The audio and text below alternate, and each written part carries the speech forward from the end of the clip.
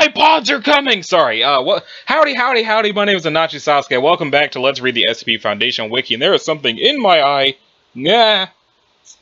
It's not the iPods, I swear. It's just, my fan doesn't like my eyelashes. Anyway, in the last episode, we covered several things. Most, if not all of them, were very strange. Especially the kinetic energy entity, because hamsters. But the progressive fungal infection was also pretty weird, and the post office. So, let's check out them there iPods. They are safe, and they are creepy. They look like they might be alive. Are y'all Roombas? I don't know, let's find out. No special safety procedures are to be taken with 131A and 131B.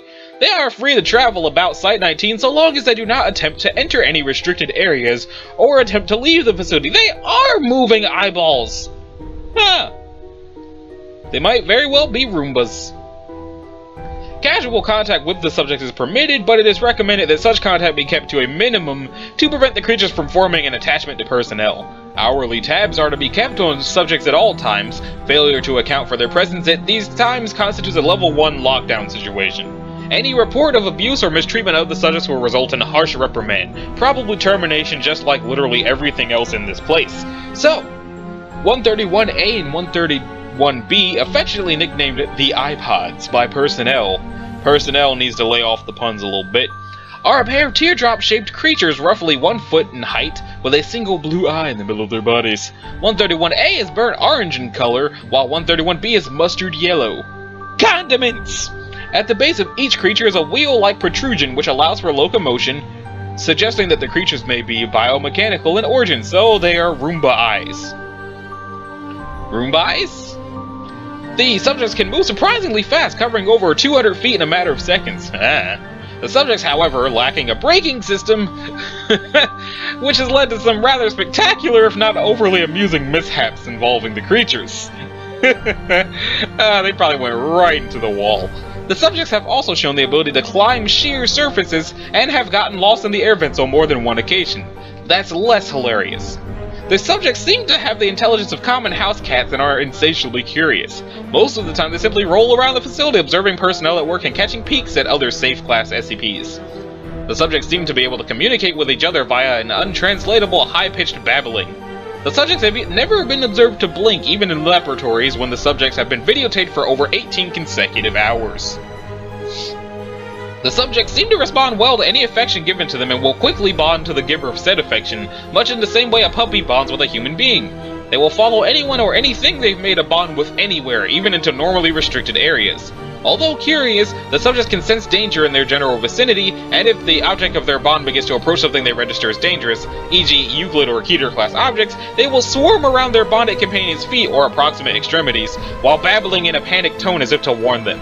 Because of the daily dangers faced by Site-19 staff in dealing with Euclid and Keter class objects, it is recommended the staff avoid making attempts to bond with the subject, as it can pose a distraction during delicate operations, and experiments may pose a danger to the subjects themselves. See Addendum 131-1. If the subjects are ignored by their bonded target long enough, they will eventually lose interest and return to their normal activities.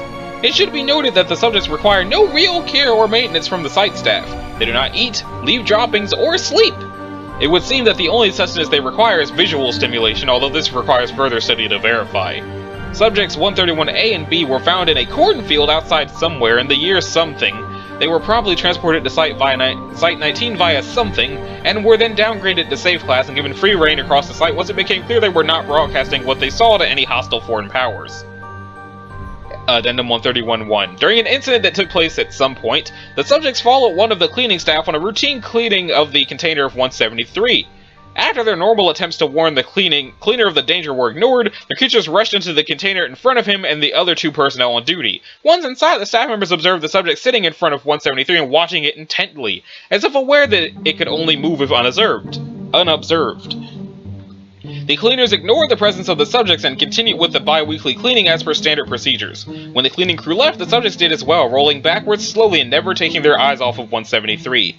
Current applications of 131A and B as wardens for 173, and perhaps other SCPs which require constant observation such as 689, are being considered. And 689 is who now? Actually, I can just click that. Who's 689? Okay. It's a statue. But it's a Gator class statue. We'll get to that someday. Now it's time for the Broken Desert? What is it, full of water? Okay. Okay. It's safe, whatever it is, let's find out. All instances of 132 are to be cataloged and etched with an appropriate designating mark. 132 is not to be stored in containment sector blank, is to be stored in a containment sector blank when not in use. It used to say that no special clearance is needed to have access to files relating to 132, and instances of 132 may be requisitioned for office decoration in any non-command foundation installation. Now it says, after Incident 132-1, no instances of 132 are to leave Containment Area 23 without approval by the Sector Director. Okay, so how come stored at Containment Sector is blanked, but now it's Containment Area 23 and that's just totally okay to see? Okay, whatever. Without approval by a Director. Following the incident detailed in Addendum 3, standard classification procedures are reinstated on 132. What did they used to be using? Okay, let's find out. 132 takes the form of a series of blank glass tetrahedrons, each with a side length of 10.3 centimeters. Each instance of 132 appears to contain a patch of desert sand. Occasionally, scorpions and other desert creatures enter the confines of an instant of 132 as if it were a continuous piece of desert. Creatures within 132 have shown no awareness of the existence of anything outside of the object, and attempts to influence the area within 132 have failed. Review of observed animal life within 132 has proven inconsistent. Clusters of contiguous instances have been internally consistent and have been confirmed to display areas of every major desert. No method of pinpointing exact locations has been discovered. Staff observing 132 are advised to be on the lookout for any defining features that could aid in this endeavor. Here's a test log. Procedure 132-1 rotated and placed on an upper side, no change in it. Inverted and placed in a cradle, no change. Shaken vigorously, a few grains of sand shift as though picked up by a light wind. Shaken vigorously again, nothing really happens. I guess it was just the wind, better to be sure anyway. A corner of it is filed for several strokes. The filed corner is scuffed in a consistent manner to normal glass. Heat is applied to the side of it with a blowtorch. Heated side melts and a sizable hole is cut in it. Desert scene remains. I pried it around in there after it cooled and felt only glass. It would appear that 132 only shows an illusionary desert. I suppose it could be showing a real place, but I have no idea how we could confirm this or locate where that might be. Dr. Peterson. Incident Log 132-1. Dr. Somebody currently stationed in area somewhere reports knocking 132-71 off her desk. Upon impact with the ground, it shattered and the office of her was buffeted by extreme winds. Other owners of instances of 132 confirmed that the area shown by 132-71 and adjoining instances was experiencing a sandstorm. Addendum 132-01. Careful observation of 132 has found that many instances are contiguous. The largest section composed of 16 different instances. Speculation over the existence of additional unsecured instances have been raised. Administration has deemed the possible risk of unsecured instances of 132 existing to be negligible and set retrieval efforts to the lowest priority. Keywords relating to 132 have been added to routine search protocols. Addendum 132-3. A large box arrived for Dr. Richardson at his home with a return address of Redacted, a Foundation front. No faculty associated with Redacted report any association with said box, and it does not appear on any Redacted records. How about that? Inside were 37 uncatalogued instances of 132. 12 were contiguous with previously documented instances of 132, and 3 instances which had no known shared edges were brought into contiguity. I don't even know if I said that right, because I've never seen that word before. Of particular note were 18 instances which appeared to display Martian soil, 13 of which were found to be contiguous. Addendum 132-4. At Dr. Somebody's suggestion, notes were taken over a year on the light cycle of 132 clusters. Although imprecise, the Foundation now has a rough set of coordinates for various 132 viewing locations. No missions need to be sent to confirm these locations, but teams passing near are encouraged to assist Dr. Peterson in pinpointing coordinates. That doesn't sound that bad. Instant hole. That sounds bad. Universal carcinogen and star-eyed child. Instant hole doesn't sound... it sounds weird. Star-eyed child sounds like it should be okay. Universal carcinogen sounds absolutely terrible. Let's find out. It's safe. It's also very short. Oh. All instances of 133 are stored in their original shipping crates, which are to be stored within a standard safe-class storage container at Site-19. Why is all the safe stuff at Site-19? Is Site-19 actually safe, or is there just a whole bunch of safe things pretending to be safe, and one day there's going to be an outbreak at Site-19 and everyone's going to die? Anyway, experimentation with 133 may only be performed with prior written permission from at least 2 Level 4 personnel. Description: 133 are a set of 613 black circular pieces of a waxy paper-like material 5 centimeters in diameter. When placed against a solid surface and rubbed, 133 will instantaneously transfer to the surface and create a circular hole. Testing has shown that 133 is capable of penetrating up to 61 centimeters of structural-grade steel, though the exact degree of penetration is reduced by extremely smooth or highly dense materials. Examination of holes created by 133 show that they are superficially smooth, but exhibit tool marks consistent with that of extremely fine boring implements at a microscopic level. The exact mechanism by which 133 operates is still under investigation. 133 came to the Foundation's attention following a string of high-profile burglaries in the city of someplace, somewhere. Suppressed surveillance footage and forensic evidence were brought to the attention of embedded Foundation agents and local law enforcement agencies, and upon attempting to apprehend the culprit, subject placed an instance of 133 over his chest and data expunged. I mean, there's not really a whole lot of data they could expunge there. He probably just put it over his chest, rubbed it, and died.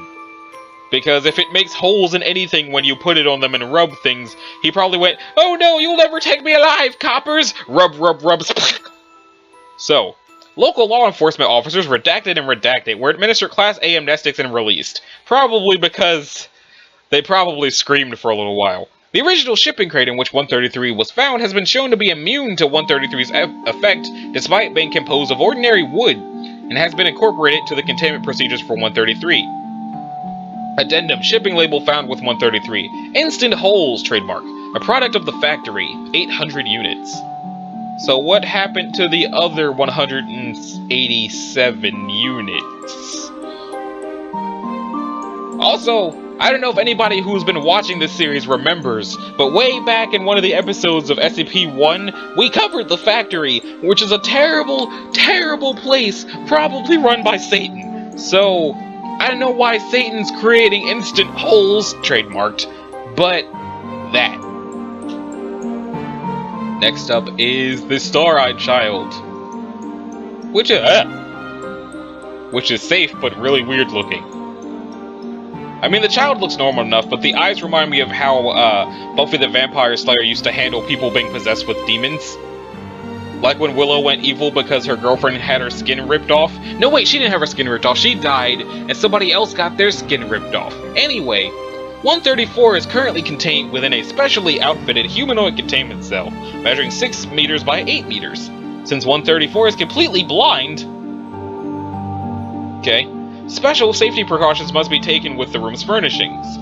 134 is reasonably accustomed to the position of all objects in the cell, and navigates mostly from memory. 134's room currently contains a single bed with additional mattress padding, a pink bed set including sheets, comforter, and a pillow with Hello Kitty mascot print. Note, though blind, 134 is able to feel the printed pattern and prefers it.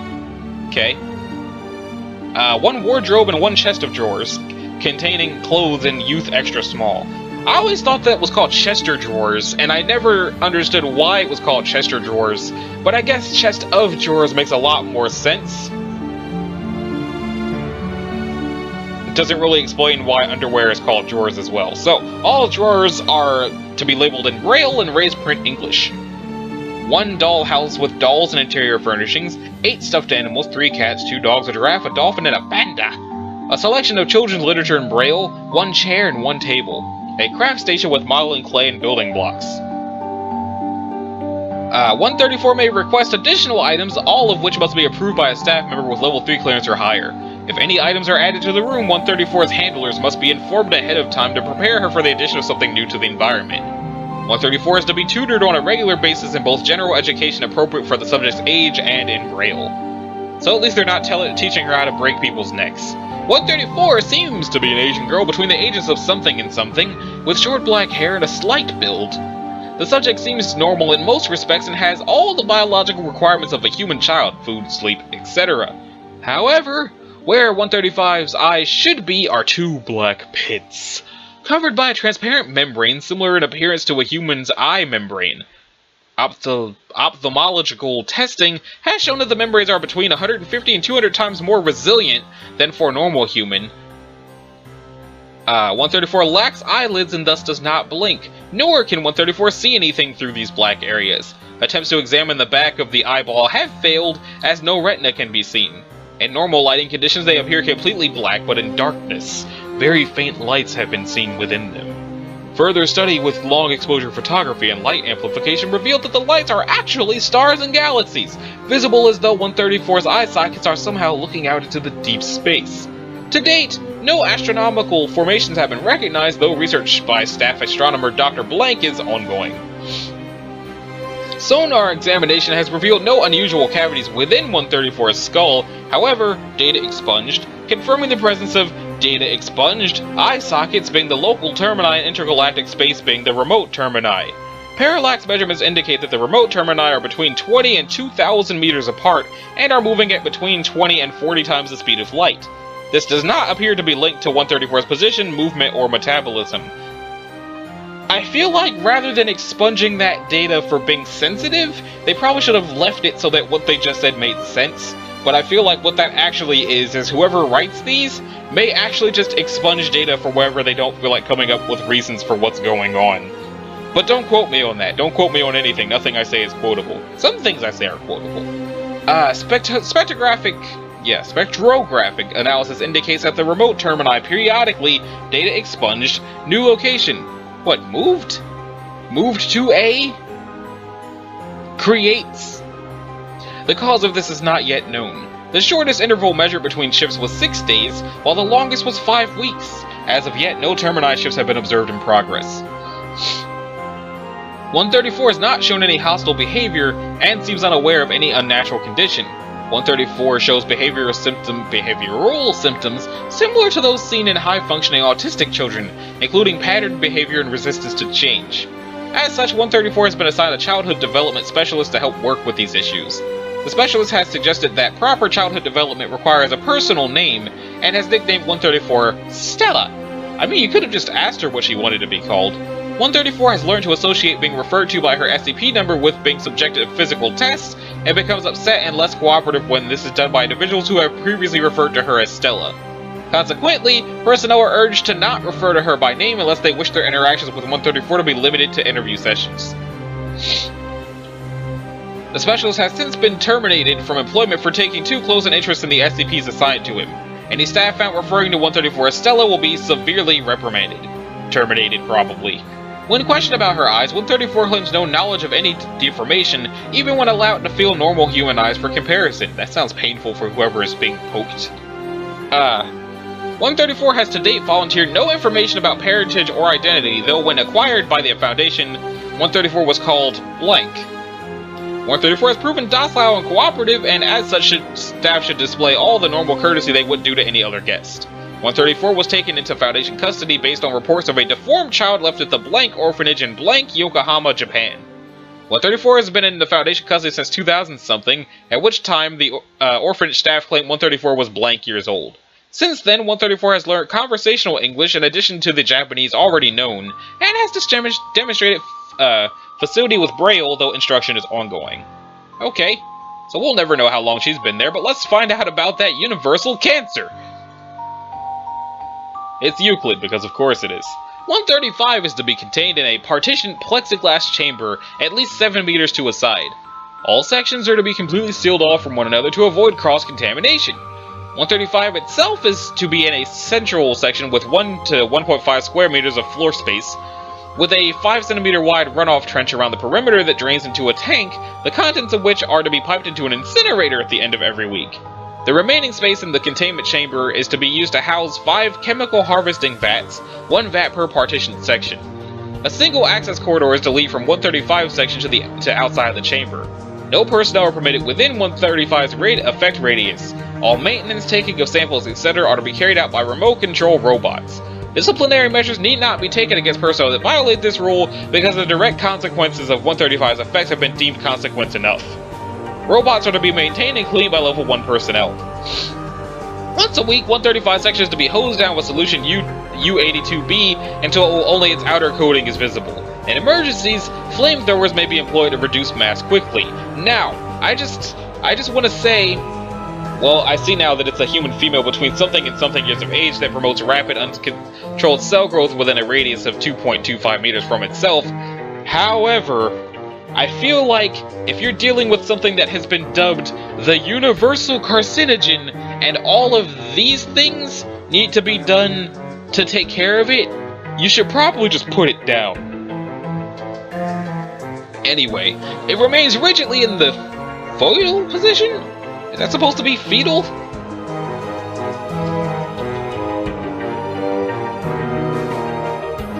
A variant spelling of fetal, chiefly in British non-technical use. Okay, that's confirmation that there's British people writing some of these sometimes. Yep, there it is again. Mitres.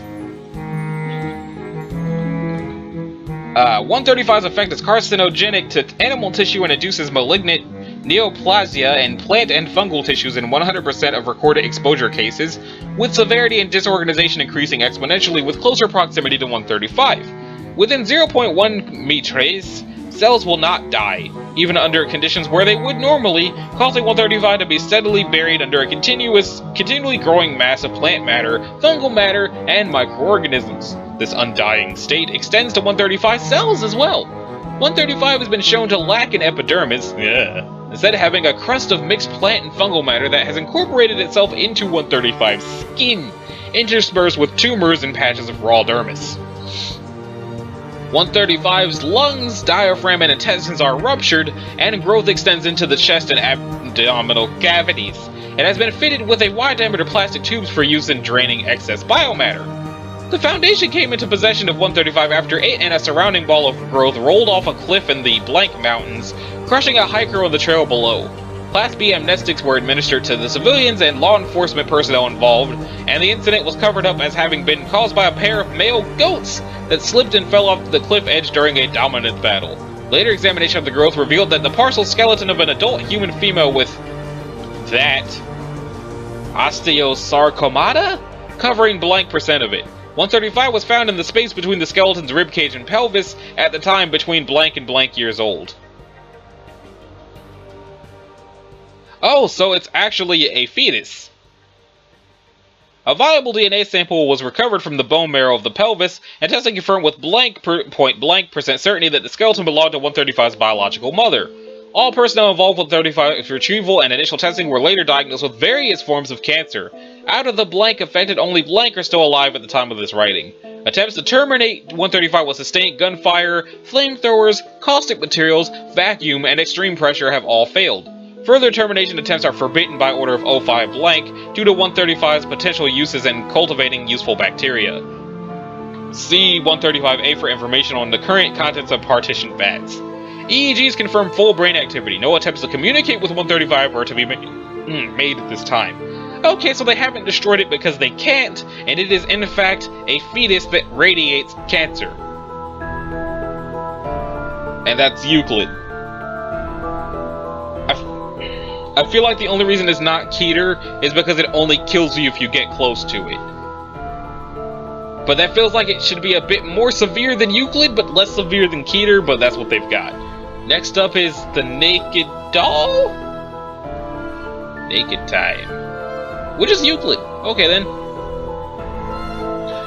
No extraordinary containment procedures are necessary. 136 is to be kept in a standard 10 by 10 by 10 meter concrete containment room.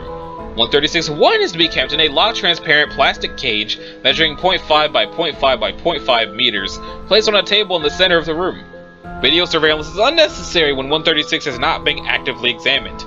As of Incident I-136C, see Incident Reports, only Class D personnel may enter the containment chamber more than once in any 30-day period without special authorization from Director somebody. Description: 136 has no effect on non-humans.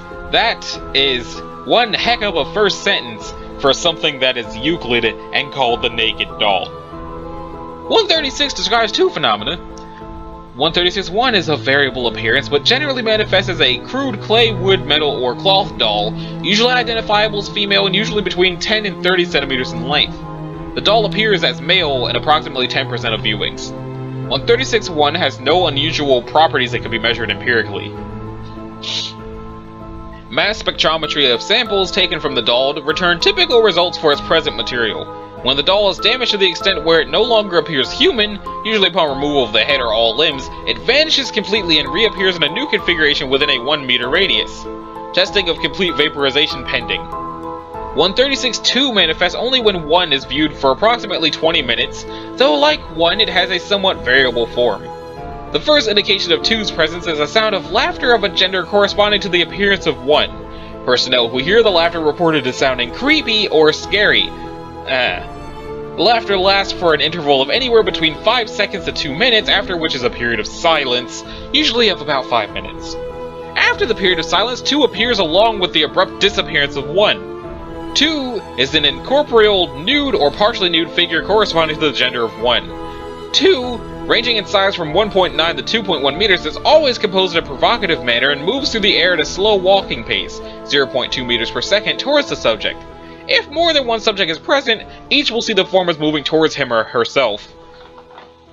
As it approaches, the volume of the laughter increases. By the time 2 is within 1 to 2 meters, the subject invariably has gone rigid in fear, collapsed, or backed up until he or she hits a wall.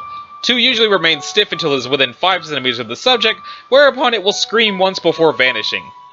10 to 15 seconds later, 1 will reappear in its previous location in a different configuration. The apparition has a very disturbing appearance. Its mouth is far too wide, frozen in a rictus of pain and arousal. Rictus?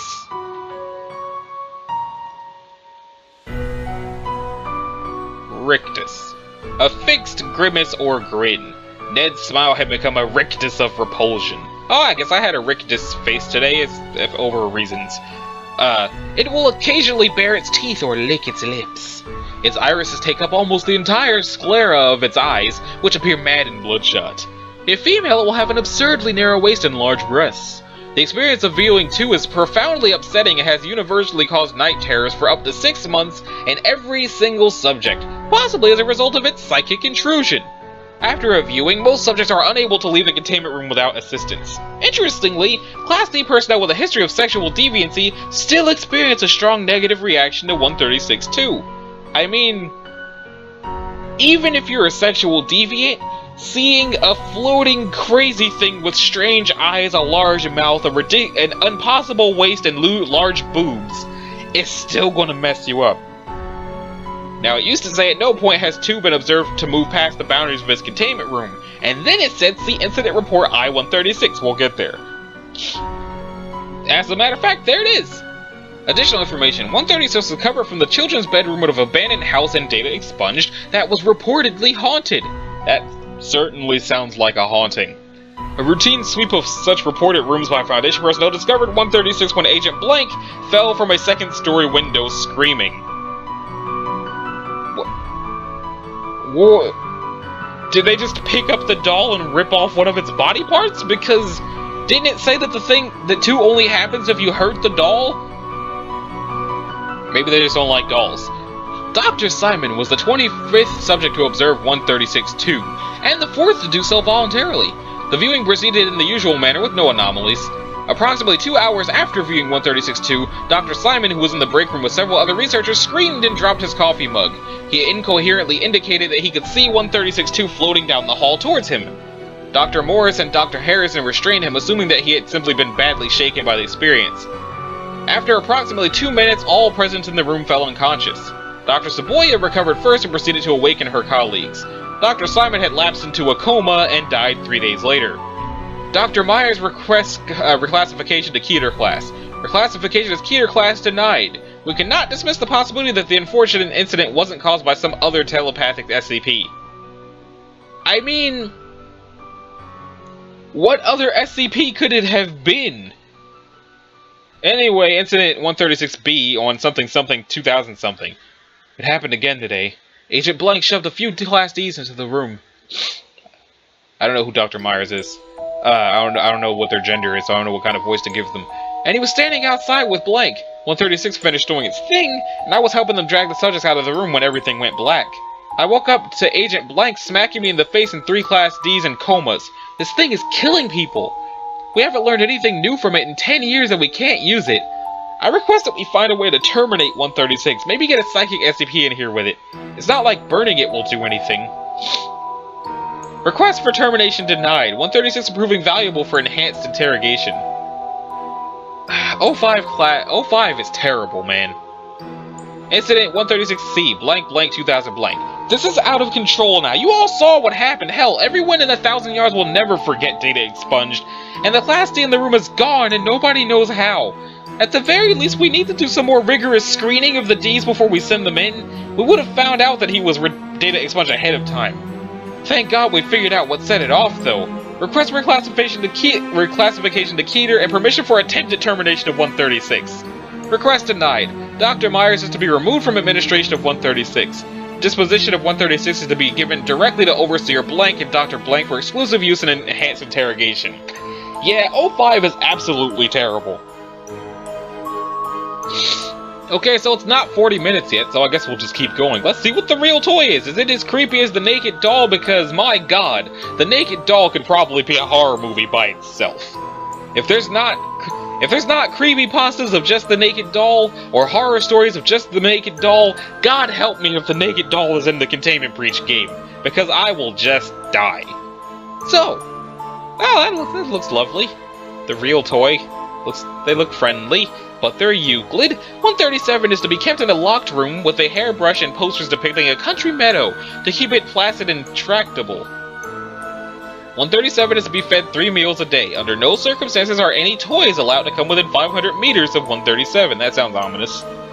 137 is an entity with the ability to possess a toy, gaining the physical property, size, and shape of whatever it represents. For example, a teddy bear will become an actual bear and behave accordingly. Oh. 137 cannot possess any miscellaneous objects, only toys. The observed range of 137's possessive effect is 250 meters, but further testing has been accomplished. Until further testing has been accomplished, 137 is assumed to have a maximum range of 500 meters from its position. That sure is an experiment log. I guess I'll just open that in a new tab. 137 was first brought to Foundation attention after a series of bizarre deaths and incidents involving children.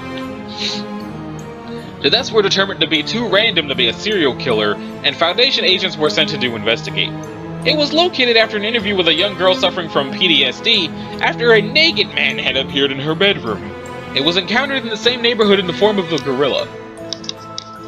I wonder if it was Magilla Gorilla, or the Grape Ape. 137 was then tracked and finally captured when it possessed a stuffed pony doll in some place and was chased into the nearby wilderness.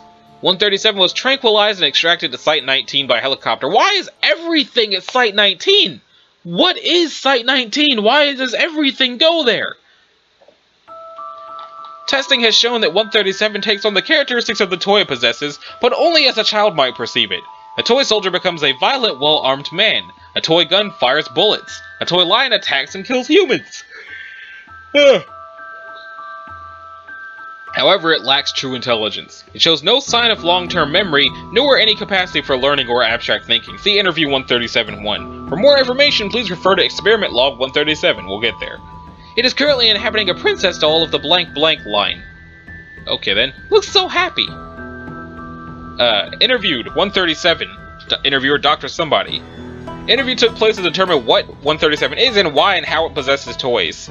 Good day. Hello! I am Princess Blossom! Are you my prince? No. Now, can you please tell me what you are? I'm a princess! I'm the prettiest princess in the whole world!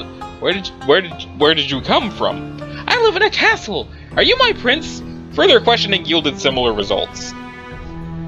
Okay, so what's the experiment log? Okay. Test material. Toy jet plane. Toy was replaced by a full-sized F-16 which attempted to take off inside the testing facility, causing a great deal of damage. The debris quickly turned back to plastic and 137's current form reanimated. In the future, please avoid testing materials that come equipped with jet engines and missiles. This was an expensive test. Test material. Brand race car. The toy was replaced by a full-size Ferrari that attempted to race around the testing facility, ultimately crashing into a wall at high speed. Again, the debris turned back to plastic and 137's current form was reanimated. Notes. Vehicle tests now require permission from Director Somebody. A alligator keychain fob attached to Agent Sorensen's keys. Results? A 6-meter-long saltwater crocodile in a hallway. 14 dead. Notes: all agents must now be searched for toys or toy-like items before entering Site Blank, probably 19. Date: blank brand American Soldier action figure. The toy was reanimated by an adult, was replaced by an adult male human in soldier's fatigues carrying a large rifle, which managed to kill 5 personnel before being terminated. Let's try something less violent next time. Blank brand Officer Jones Beat Cop action figure. An adult male in a policeman's uniform. It kept asking where the perps had gone to and insisting that researchers not take recreational pharmaceuticals. After interrogation attempts, it announced that the researchers were criminals, shot 2 and handcuffed a 3rd before being terminated. A stuffed panda. Results: a very large panda. It is to be noted that despite their cute appearance and herbivorous lifestyle, pandas are still bears. It proceeded to hug one of the researchers, breaking 3 ribs before it was terminated. Rude. A box of blank plastic construction bricks. A terracotta brick appeared inside the box. It vanished, replaced by a brick of a different material. This went on for several hours before the items were destroyed and the anomaly reanimated in its current host. A blank brand yo-yo. The yo-yo did not change form, however it became autonomous, moving on its own and performing a variety of tricks, even when removed from the finger of the researcher and placed on a hook in the wall. A blank brand Dr. Selenium action figure, noted on the packaging to be the smartest man on Earth. Results: an adult male in a lab coat. It made repeated references to its astounding intellect. However, when questioned on any scientific or mathematical knowledge, it would not answer directly, only saying that it was the smartest man on Earth. Testing ended only after several hours of fruitless questioning. Okay, that wasn't terrifying like it could have been. Let's see. The Ever-Living Man. Okay, the Ever-Living Man is safe, apparently. What is this, Rasputin? 138 requires minimal containment procedures. For humanitarian purposes, subject is currently being kept in a chemically induced comatose state. 135 was a human male, suspected to be in excess of 4,000 years old. Subject's approximately 1.5 meters in height, emaciated, and wizened. 138's precise origins are unknown. They were discovered in 2006 in an Egyptian tomb located near King Tut's tomb unearthed in 1922, sealed inside a sarcophagus. When a living being was discovered in the tomb, the Foundation was alerted by one of our 4 sleeper agents assigned to the International Archaeological Association. Subject was immediately moved to Sector 37 for investigation by the lead research science team there. Physiologically, 138 should be clinically dead. Muscles and internal organs are in a severe state of atrophy, and although the subject's electromagnetic field is stable, his nervous system is also severely debilitated. They also exhibit evidence of a large number of fatal wounds, some possibly accidentally, some blatantly deliberate, whether inflicted by the subject himself or others. Himself or by others. There is no obvious scientific explanation for his continued living state. Although other SCPs have exhibited accelerated regenerative properties allowing them to resist death, 138 has no such abilities. His body does not regenerate damage, but simply continues to function despite lethal injuries. This stretches to wounding blows, although anything that would completely destroy the body proves ineffective. Subject speaks exclusively in a dialect of ancient Egyptian. Communication using a civilian translator has revealed very little about the subject's past, though it would appear that he was buried in the tomb for an unknown religious purpose. Due to his severely injured state, 138 is in a constant state of agony. It has on numerous occasions insistently requested humanitarian and euthanasia. I'm starting to lose the ability to talk, so this might be the last one. No successful method of termination has yet been found, despite various and varied attempts, both official and unsanctioned. Attached is a comprehensive list of the subject's injuries.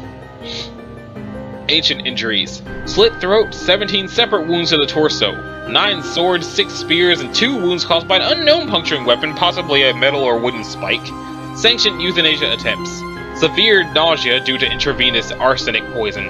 3rd-degree burns to 100% of the subject's body. Note that 138 survived a full 20 minutes in an industrial incinerator. Severe internal and nervous system damage from electrocution attempt. Unofficial euthanasia attempts by non-research personnel. Tracheal trauma due to extended strangulation attempt. 2 gunshot wounds to the head causing severe cranial trauma. Dang. Okay. Possible skull of the white div?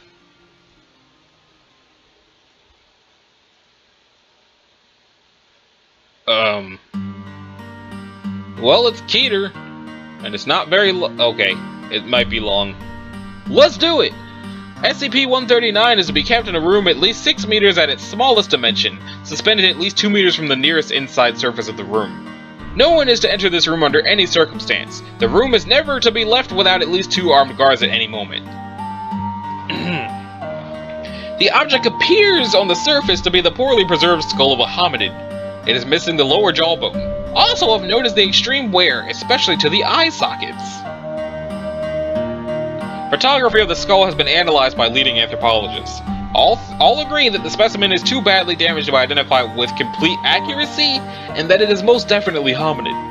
While some believe it is a standard Neanderthal skull, others are convinced that the wide cavities are the result of wear and that the original size was much smaller, more like that of a modern human. This is because the size of the nasal and ocular cavities was the main feature leading some to identify the skull as Neanderthal. However, all were confounded by the ridge at the top of the skull.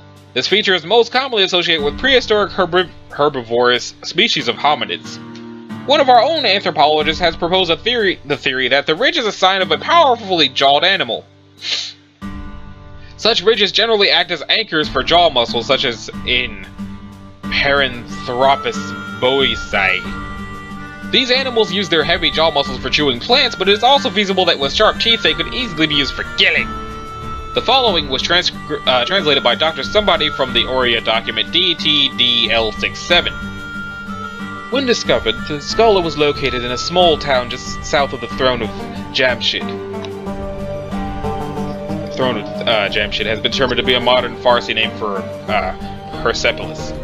The skull was first recorded by Douglas Winthrop, an Englishman and employee of the Anglo-Iranian oil during the 1370s. Winthrop was an amateur anthropologist seeking fame and glory, and came upon the town hoping to find a living missing link. He believed that the residents of the town may be living Neanderthals. Though this hypothesis was quickly abandoned upon inspection of the townspeople, he did uncover the skull. When discovered, the skull was being held in an iron and copper cage suspended 50 feet in the air from a cliff using hemp rope. The rope was tied to a hook drilled into the side of the cliff, implying an intention never to bring it back down. A pulley was present, however. It was attached to a wall erected on the edge of the cliff. The pulley was used to lower food and water down towards the skull. The people referred to the skull as the skull of the White Div. In ancient lore, the White Div is a demon and the spawn of Ahriman, who is the sum of all evil. The White Div in legend is a being of great and mystic power, defeated by Rostam. Rostam is a legendary hero in Persia. Purportedly, the Div was slain in the northern hills of what is now Azerbaijan. Although, according to the townspeople, the skull had been brought to their town by a madman who had slain many men before they discovered the power of the skull, and it was contained and put in its current position. Winthrop was soon overcome with madness himself, slaughtering 7 of his friends after his return to England. He was also charged and convicted of sodomizing several male and female animals, among them several chickens, a male and female dog, and 3 bulls. He did not, however, manage to bring the skull back as it was confiscated by the University of Shiraz under the Shah's authority. After the confiscation, however, no new research became of it. The artifact surfaced next in Yukon, 90 kilometers from the Alaskan border. The entire community of Caribou Crossing, what is today known as Caracross, Yukon, was found brutally murdered by multiple stab wounds. Semen was found inside the wounds, and it is assumed the assailant ejaculated into the incisions. Ew. The corpses were found stacked on a large pile in the center of the chapel. On top of the pile of corpses was the skull. The artifact has since been in our custody. Its properties are unknown. What has driven such superstition in its wake is unknown. What has brought it to the scene of intense intense carnage is unknown. The safety precautions currently taken are so done simply because they have thus far proved effective. Why is not known. No research is planned. Let's check out that journal.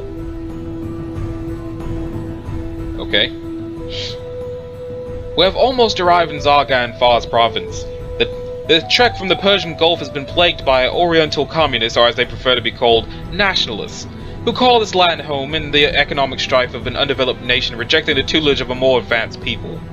As a Briton in this savage land, it is my responsibility to collect possible archaeological evidence of a missing link between modern man and the early anthropoids whose fossil evidence has been uncovered in France. The possible discovery of a living missing link in Zargon is my greatest hope. The most curious event happened, however, on the path from Shiraz.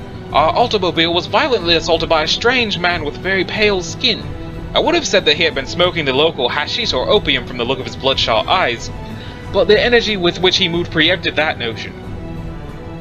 We were traveling at excess of 50 kilometers per hour when the man moved from behind a bush and began chasing us. He almost caught up to the vehicle and was throwing stones at our rear. Though we suffered only cosmetic damage, the incident was odd. Perhaps it is a demon from our future.